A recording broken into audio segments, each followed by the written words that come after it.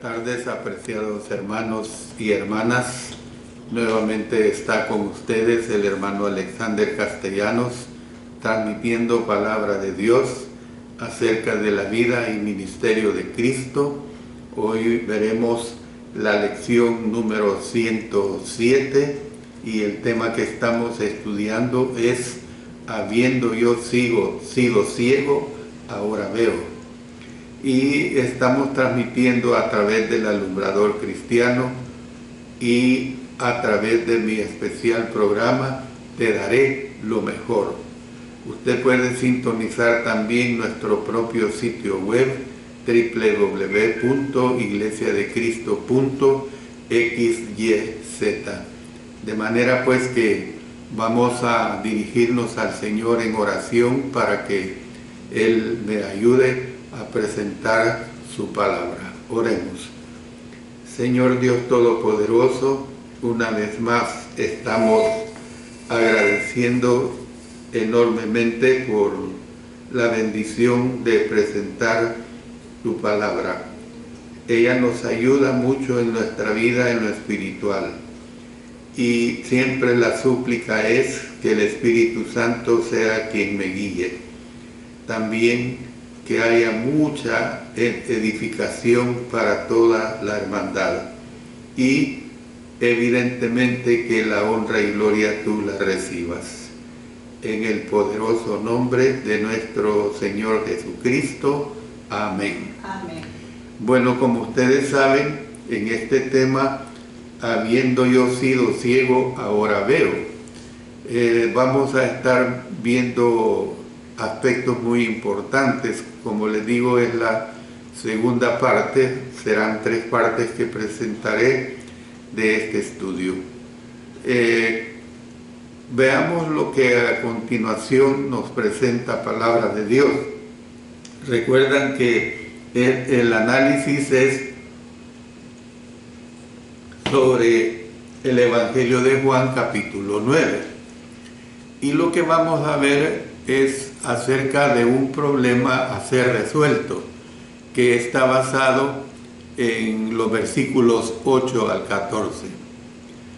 ¿A dónde había de ir el hombre ahora que podía ver?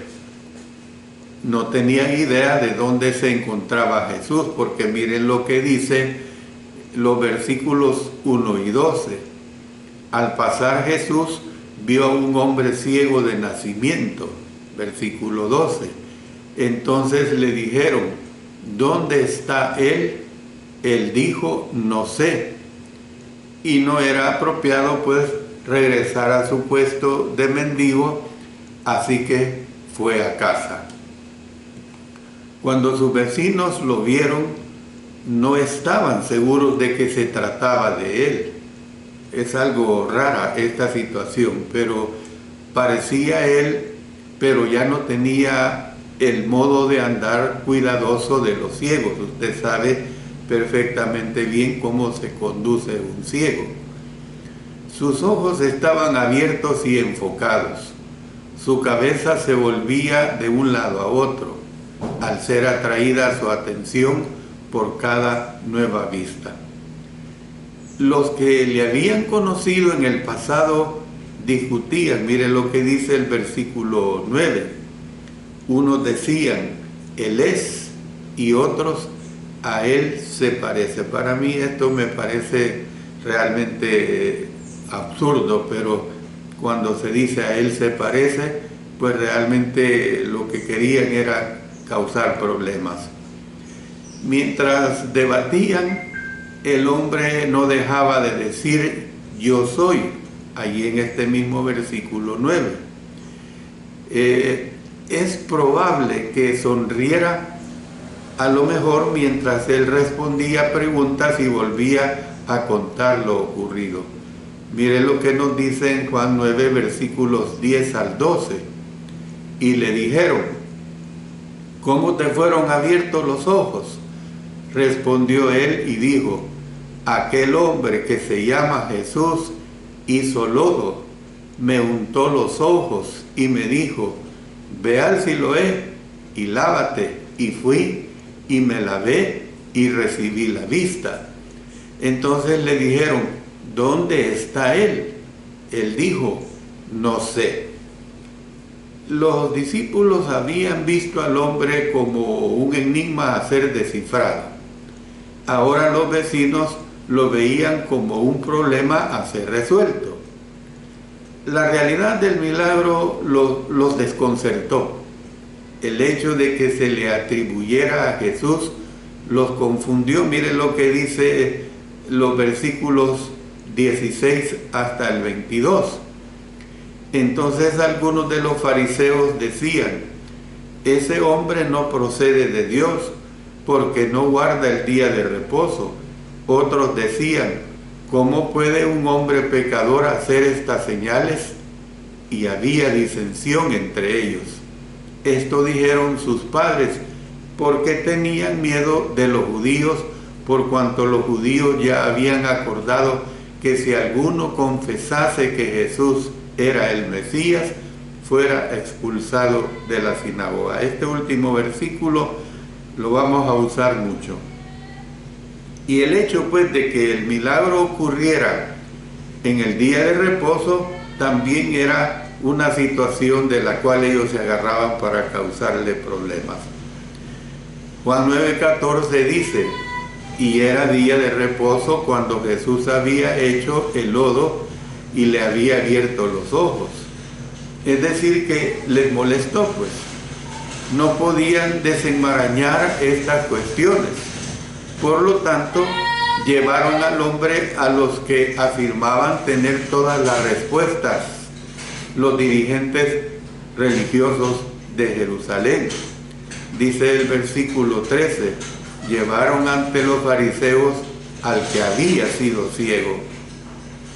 Bueno, a los que llevaron a cabo el interrogatorio se les refirió en general como los fariseos. Mire, me voy a referir al menos a 4 versículos de Juan 9, donde se les tilda a ellos que son los fariseos.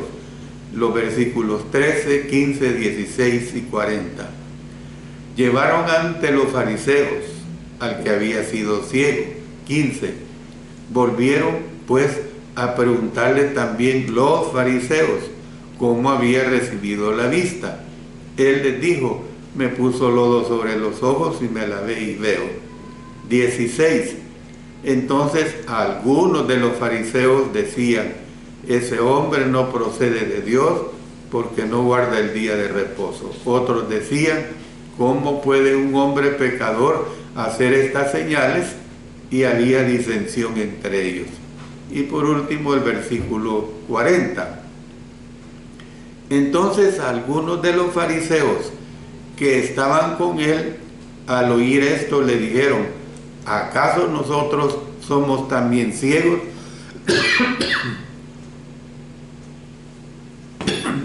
No obstante, se les identificó 2 veces como los judíos. Miren lo que dice el Evangelio de Juan 9, leamos los versos 18 y 22. Pero los judíos no creían que él había sido ciego y que había recibido la vista hasta que llamaron a los padres del que había recibido la vista. Versículo 22. Esto dijeron sus padres porque tenían miedo de los judíos, por cuanto los judíos ya habían acordado que si alguno confesase que Jesús era el Mesías, fuera expulsado de la sinagoga. El término más genérico para las autoridades religiosas de Jerusalén, pues era precisamente usar los judíos. Es probable que los vecinos llevaran al hombre al salón del concilio donde se reunía el Sanedrín. Bueno, presentemos una situación incómoda a ser desaparecida. Y esto lo expresan los versículos 15 al 17 y 22. Los fariseos le preguntaron al hombre qué había sucedido y éste volvió a contar lo ocurrido. Noten el versículo 15. Volvieron pues a preguntarle también los fariseos cómo había recibido la vista. Él les dijo: me puso lodo sobre los ojos y me lavé y veo. Ni una sola vez se usó el nombre de Jesús durante el proceso, pero es obvio que las autoridades sabían exactamente con quién era que se había encontrado el hombre. Versículo 22 otra vez. Esto dijeron a sus padres, porque tenían miedo de los judíos, por cuanto los judíos ya habían acordado que si alguno confesase que Jesús era el Mesías, fuera expulsado de la sinagoga. No habían terminado pues de oír acerca del que había sanado, cuando afirmaron de modo categórico, versículo 16, ese hombre no procede de Dios, porque no guarda el día de reposo. La expresión ese hombre constituye un menosprecio. Es como cuando nosotros usamos la frase esa mujer. Es una frase muchas veces despreciativa. Ya Cristo había sido encarado anteriormente por los dirigentes de Jerusalén por haber sanado en el día de reposo. Retrocedamos aquí mismo en el Evangelio de Juan, capítulo 5, vamos a leer los versículos 1, 9 al 10, 16 y 18.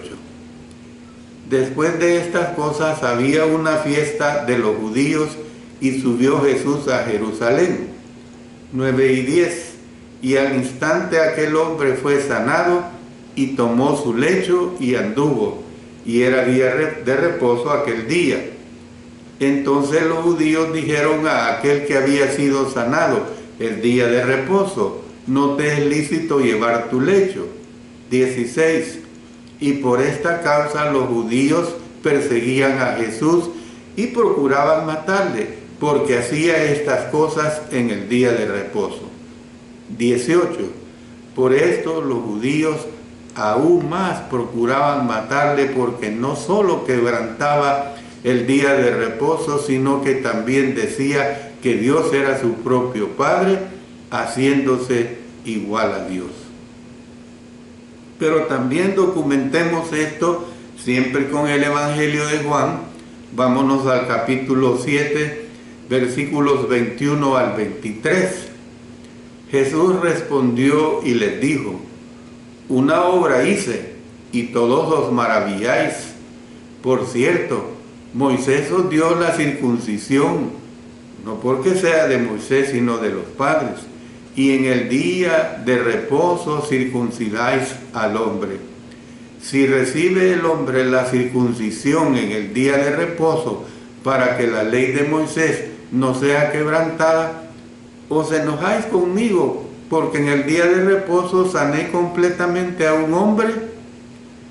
Esta vez no solamente había sanado, sino que también había tenido el atrevimiento de hacer lodo. Para ellos, hacer lodo equivalía a amasar pan, acción que se consideraba trabajo. Las tradiciones también prohibían poner saliva sobre una herida. Entonces, de conformidad con las tradiciones de ellos, Jesús había trabajado en el día de reposo no una, sino varias veces. El razonamiento de las autoridades en relación con Cristo puede reducirse a un silogismo. Bueno, un silogismo es una forma de razonamiento que se usa en el campo de la lógica. El silogismo, pues, es un argumento que consta de 3 proposiciones, la última de las cuales, llamada conclusión, se deduce necesariamente de las otras 2, denominadas premisas. Utilizó un silogismo para demostrarnos la veracidad de su teoría. Y aquí tenemos este silogismo. Mire lo que dice la premisa mayor. Quien quiera que quebrante nuestras tradiciones acerca del día de reposo es pecador. Premisa menor. Jesús quebranta nuestras tradiciones acerca del día de reposo. ¿Cuál es la conclusión? Por lo tanto, Jesús es pecador. Bueno, parecerá lo que voy a decir como que yo me lo estoy inventando, pero es cierto el ejemplo que les voy a poner de un silogismo. Yo tenía un profesor en bachillerato que parecía que no era tan cuerdo de su mente. Nos daba una materia, creo que era de física. Y miren lo que él decía, premisa mayor, todos los filósofos griegos son sabios. Premisa menor, yo soy un maestro filósofo. Conclusión, yo soy un maestro sabio. Y evidentemente que en aquel tiempo, todos los jóvenes de 17, 18 años, pues nos causaba una risa burlesca en lo que este profesor decía. Es una realidad, no es un invento que les estoy diciendo. Este profesor así se conducía. En los silogismos, si la premisa mayor y la premisa menor son verdaderas, la conclusión debe ser verdadera. El problema del silogismo de los fariseos era que la premisa mayor no era verdadera, y no lo era porque las tradiciones de ellos no eran de Dios, sino de los hombres. ¿Qué es lo que dice el ejemplo que les puse de la primer ejemplo, la premisa mayor? Quien quiera que quebrante nuestras tradiciones acerca del día de reposo es pecador. Jesús no era pecador, pero ellos estaban afirmando que era pecador. Entonces, miren lo que nos dice Mateo 15, versículos 1 al 9. Entonces se acercaron a Jesús ciertos escribas y fariseos de Jerusalén, diciendo: ¿por qué tus discípulos quebrantan la tradición de los ancianos? Porque no se lavan las manos cuando comen pan. Respondiendo él, les dijo: ¿por qué también vosotros quebrantáis el mandamiento de Dios por vuestra tradición? Porque Dios mandó diciendo: honra a tu padre y a tu madre, y el que maldiga al padre o a la madre, muera irremisiblemente. Pero vosotros decís: cualquiera que diga a su padre o a su madre, es mi ofrenda a Dios, todo aquello con que pudiera ayudarte. Ya no ha de honrar a su padre o a su madre. Así habéis invalidado el mandamiento de Dios por vuestra tradición. Hipócritas, bien profetizó de vosotros Isaías cuando dijo: este pueblo de labios me honra, mas su corazón está lejos de mí, pues en vano me honran, enseñando como doctrinas mandamientos de hombres. Al final del versículo 16 se da un vislumbre de lo que estaba ocurriendo entre bastidores mientras los fariseos llevaban a cabo su interrogatorio. Otros, o sea, esto es, otros dirigentes religiosos, decían: ¿cómo puede un hombre pecador hacer señales? Juan 9:16. Este incidente tuvo un gran impacto en las mentes de los dirigentes judíos y de otros que supieron de él. Miren lo que nos dice aquí mismo en el Evangelio de Juan 11, versículos 36 y 37. Dijeron entonces los judíos: mirad cómo le amaba. Y algunos de ellos dijeron: no podía este, que abrió los ojos al ciego, haber hecho también que Lázaro no muriera. El asunto era causarle problemas. Lo había sanado al ciego y ocupan ahora la sanidad del ciego para decir de que por qué permitió que Lázaro muriera. No entendían que el silogismo era imperfecto. Sin embargo, unos pocos sabían que la conclusión no parecía correcta. Por lo tanto, había disensión entre ellos. Lo que hemos leído en Juan 9:16. Como regla general, la división no es deseable. Miren lo que el apóstol Pablo nos dice en 1 Corintios 1:10. Os ruego, pues, hermanos, por el nombre de nuestro Señor Jesucristo, que habléis todos una misma cosa y que no haya entre vosotros divisiones, sino que estéis perfectamente unidos en una misma mente y en un mismo parecer. Pero en esta ocasión era buena, porque estoy diciendo como regla general, la división no es deseable, pero en esta ocasión era buena. El ministerio de Cristo tuvo impacto incluso en algunos de los endurecidos y obstinados miembros del concilio. Usted ya hemos estudiado esa lección de no aceptar sustitutos, donde vimos mucho sobre esto. A la mayoría, sin embargo, no les impresionó. Esto es algo que a mí me deja estupefacto. Siguieron interrogando al hombre que había sido sanado, diciéndole, verso 17, ¿qué dices tú del que te abrió los ojos? Él respondió, es profeta.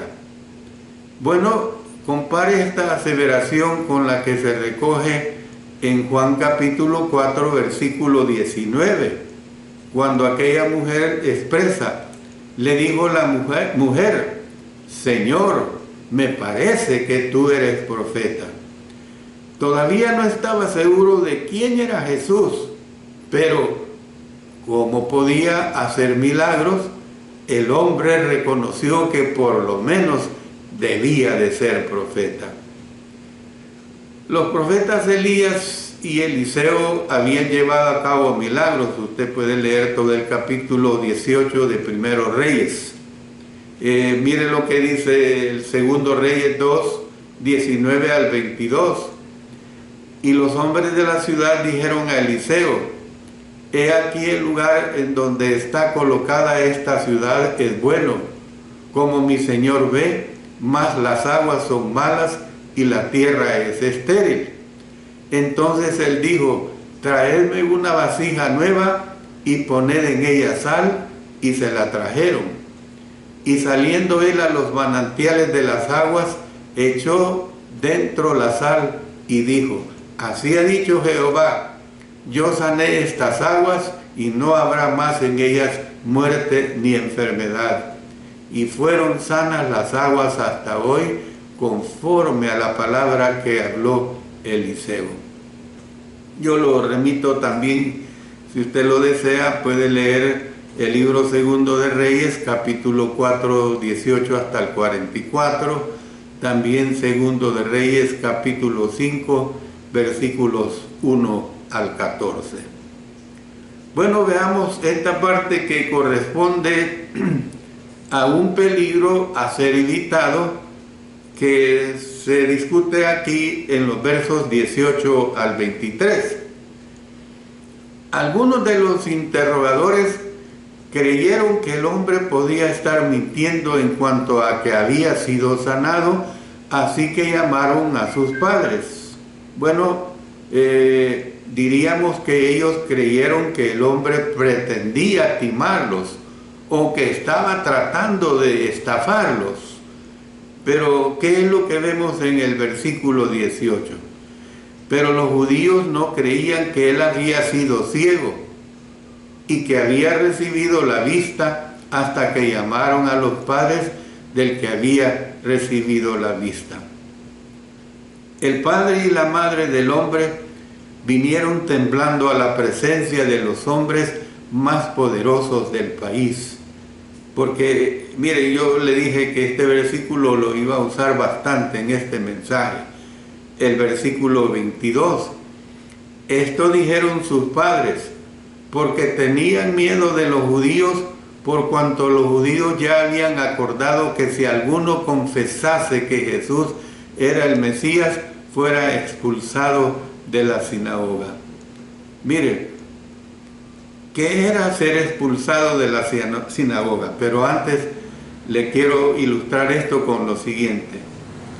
¿Qué pasaría? Mire, yo soy ciudadano de El Salvador, soy salvadoreño por nacimiento.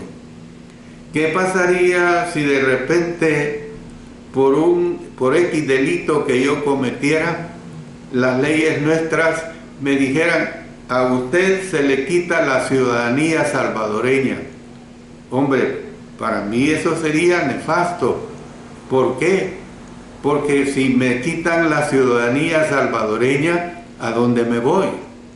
¿Qué pasa con los extranjeros que tienen ciudadanía estadounidense? Es cierto que son ciudadanos de ese país, pero ellos, por X delito cometido, se les puede cancelar esa ciudadanía, y por supuesto que nadie que la ha adquirido desea que se la quiten. Mire, aquí el caso del concilio les hizo 3 preguntas. ¿Es este vuestro hijo? Número 1. Número 2, ¿nació ciego? Y número 3, ¿cómo ve ahora? Esto lo expresa en el versículo 19. La palabra da a entender que el hombre estaba presente o que estaba cerca. Es probable que tuvo que quedarse ahí durante todo el proceso, y que este proceso pudo haber tomado mucho tiempo. Llamar a los padres, esperar que llegaran y así por el estilo. Es probable que oyera las respuestas dadas por sus padres. Bueno, los padres respondieron afirmativamente. Note usted las primeras 2 preguntas. ¿Cuáles son las primeras 2 preguntas? ¿Es este vuestro hijo? Lo afirmaron. La segunda, ¿nació ciego? Lo afirmaron. ¿Ve? La tercera, sin embargo, rehusaron responderla. ¿Por qué? Repito otra vez el versículo 22. Porque tenían miedo de los judíos, por cuanto los judíos ya habían acordado que si alguno confesase que Jesús era el Mesías, fuera expulsado de la sinagoga. Mire, ser expulsado de la sinagoga, ¿qué es lo que aquí se presenta? Bueno, en relación con ser expulsado de la sinagoga, mira lo que dice el Evangelio de Juan también, capítulo 12, versículo 42. Con todo eso, aún de los gobernantes, muchos creyeron en él, pero a causa de los fariseos no lo confesaban para no ser expulsados de la sinagoga. Y también Juan 16:2, os expulsarán de las sinagogas, y aún viene la hora cuando cualquiera que os mate pensará que rinde servicio a Dios. Era realmente muy durísimo para un judío el ser expulsado de la sinagoga, pues. Tenía repercusiones sociales, tenía repercusiones políticas, y también, además, tenía repercusiones económicas, y además, hermanos y hermanas, tenía repercusiones religiosas. Y recordemos, los judíos eran religiosos, pues. A efectos prácticos, todo el que era expulsado de la sinagoga era aislado de la nación judía. La amenaza de expulsión era un arma eficaz en las manos de la jerarquía judía. En relación pues con ser aislado del pueblo judío, o sea, ser condenado al ostracismo. ¿Qué es el ser condenado al ostracismo? Es vivir encerrado, hermanos. Es vivir sin comunicación con el mundo.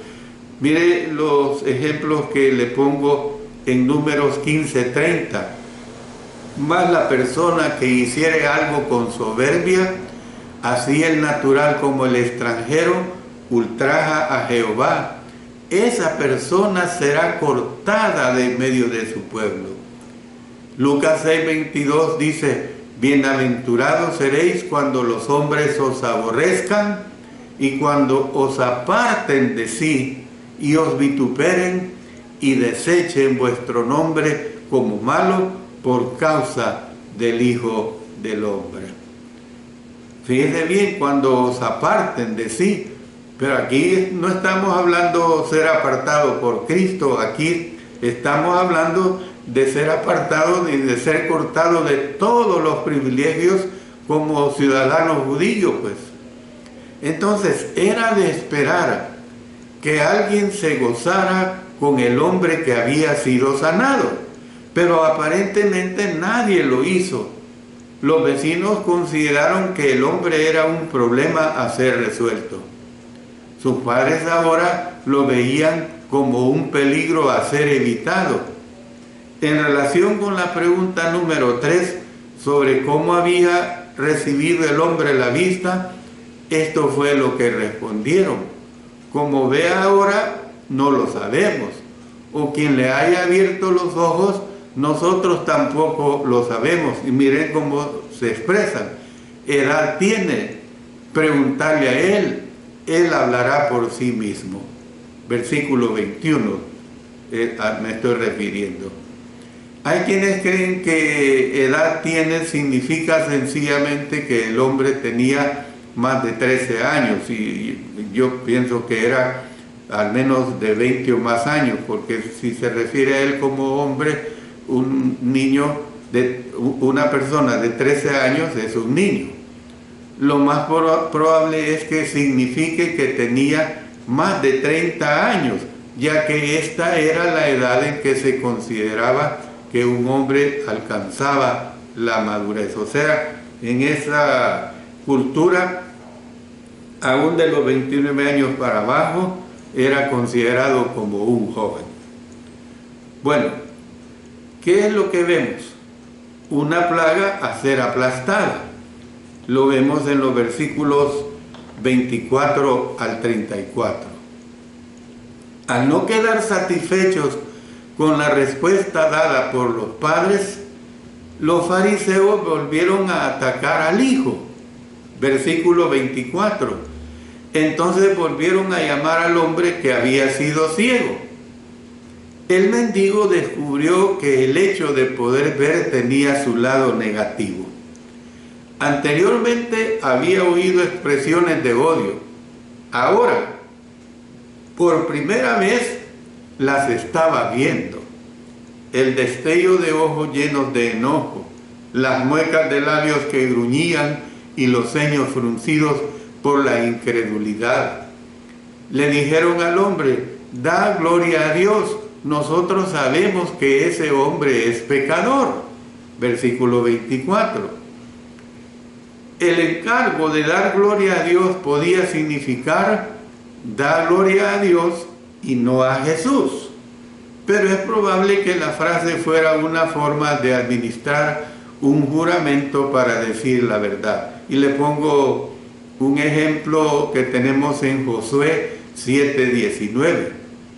Entonces Josué dijo a Acán: hijo mío, noten esto, da gloria a Jehová, el Dios de Israel, y dale alabanza, y declárame ahora lo que has hecho, no me lo encubras. Lo que estaban tratando de decir era esto: dinos qué ocurrió realmente. Imagínense. El diálogo que siguió es excepcional. Entre más acosaron al hombre, más se fortaleció la fe de éste en Jesús. Habiendo nacido ciego y, por lo tanto, destinado a mendigar, es probable que el hombre tuviera muy poca o ninguna educación. Sin embargo, fue capaz de vencer a sus dos oponentes. Esto fue lo que respondió, noten el versículo 25. Si es pecador, no lo sé. Una cosa sé, que habiendo yo sido ciego, ahora veo. Por eso es el título de estas lecciones que estoy presentando. Siguieron presionándole. Leamos el versículo 26. Le volvieron a decir: ¿qué te hizo? ¿Cómo te abrió los ojos? Exasperado, dijo el hombre, versículo 27, ya os lo he dicho y no habéis querido oír. ¿Por qué lo queréis oír otra vez? Y luego añadió: ¿queréis también vosotros haceros sus discípulos? Bueno, aquí vemos dos cosas. La palabra también parece indicar que a estas alturas él ya se consideraba discípulo. También otra aclaración, que la estructura de las preguntas en el idioma griego a menudo indica si es una respuesta afirmativa o si es una respuesta negativa la que se espera. Sintiéndose ellos heridos, recurrieron a la burla diciendo, versículos 28 y 29, tú eres su discípulo, pero nosotros, discípulos de Moisés, somos. Mentirosos. Si fueran discípulos de Jesús, hubieran creído que Jesús era el Mesías, porque desde Isaías y muchas citas antiguo testamentarias hablaba la ley de Moisés de que Jesús era el Mesías. Y mire lo que dice el verso 29. Nosotros sabemos que Dios ha hablado a Moisés, pero respecto a ese no sabemos de dónde sea. Imagínense, usando a Moisés como que eran unos doctos, y luego la situación es que quedaron en ridículo. Él respondió, versículo 30, pues esto es lo maravilloso. El que lo había sanado era el más asombroso ser del mundo. Sin embargo, los que alegaban saberlo todo reconocían que no sabían nada acerca de él. Por eso aquí en este versículo 30 dice, pues esto es lo maravilloso, que vosotros no sepáis de dónde sea, y a mí me abrió los ojos. El hombre dijo, versículo 31, y sabemos que Dios no oye a los pecadores, pero si alguno es temeroso de Dios y hace su voluntad, a ese oye. Entonces, ¿qué vemos pues? En vista de que los dirigentes afirmaban ser seguidores de Moisés, les recordó que las Escrituras enseñan que Dios no oye a los pecadores. Y mire, vamos a usar una serie de citas bíblicas que me interesa que entendamos esta situación, y con esto voy a terminar mi disertación. Estas citas hacen ver pues que Dios realmente no oye a los pecadores. Mire lo que dice 1 Samuel 8:18. Y clamaréis aquel día a causa de vuestro rey, que os habréis elegido, mas Jehová no os responderá en aquel día. Job 27:9. ¿Oirá Dios su clamor cuando la tribulación viniere sobre él? Salmos 18:41.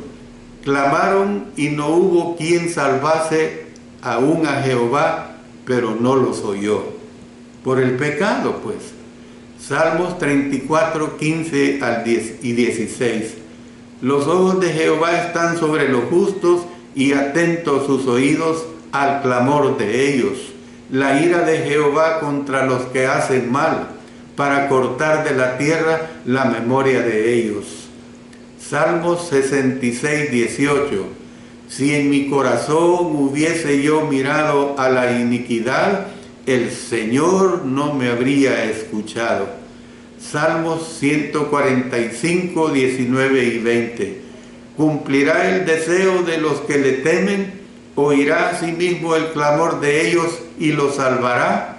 Jehová guarda a todos los que le aman, mas destruirá a todos los impíos. Ahora pasamos al libro de Proverbios. Proverbios 1:28 dice: entonces me llamarán y no responderé, me buscarán de mañana y no me hallarán. Claro, está refiriéndose por qué no les escucharía, no les atendería por causa del pecado. Proverbios 15:29: Jehová está lejos de los impíos, pero él oye la oración de los justos. Ahora nos pasamos a Isaías. Isaías 1:15: cuando extendáis vuestras manos, yo esconderé de vosotros mis ojos. Asimismo, cuando multipliquéis la oración, yo no oiré. Llenas están de sangre vuestras manos. Isaías 59:2: pero vuestras iniquidades han hecho división entre vosotros y vuestro Dios, y vuestros pecados han hecho ocultar de vosotros su rostro para no oír. Y nos pasamos a Ezequiel 8:18: pues también yo procederé con furor, no perdonará mi ojo, ni tendré misericordia, y gritarán a mis oídos con gran voz, y no los oiré. Yo le digo, hermano y hermana, y hermano, tenga cuidado de cómo usa Juan 9:31, donde dice: y sabemos que Dios no oye a los pecadores, pero si alguno es temeroso de Dios y hace su voluntad, a ese oye. Yo soy pecador, todos somos pecadores, pero nuestra condición de ser pecadores es que le tememos a Dios, es que continuamente estamos tratando de vivir y hacer su sagrada voluntad. No es en el sentido de ser pecadores desenfrenados, no es en el sentido de que hacemos y hacemos y hacemos cuantos pecados querramos y al fin y al cabo Dios es amor, Dios me perdona. No es esa la situación. El asunto es entender que nosotros siempre tenemos que estar procediendo correctamente y haciendo la voluntad de nuestro Señor. Amados hermanos, termino aquí mi disertación, la segunda parte de esta lección número 107, habiendo yo sido ciego, ahora veo. Les invito pues para el miércoles 14 de agosto, año 2024, para escuchar la tercera y última parte de este valioso mensaje de la palabra de nuestro Señor. Doy gracias a cada uno de ustedes por escuchar estos mensajes y que cada uno de ellos, amados hermanos y hermanas, nos sirvan para moldear nuestras vidas espiritualmente hablando. Oremos. Señor Dios Todopoderoso, te agradecemos muchísimo por haber presentado tu palabra, porque ella nos redarguye de pecado, porque ella nos hace ver a través de este ejemplo maravilloso de este ciego que fue sanado, cómo es que hay que siempre dar la honra y gloria a ti. Gracias, Señor, por todo. En el poderoso nombre de nuestro Señor Jesucristo. Amén.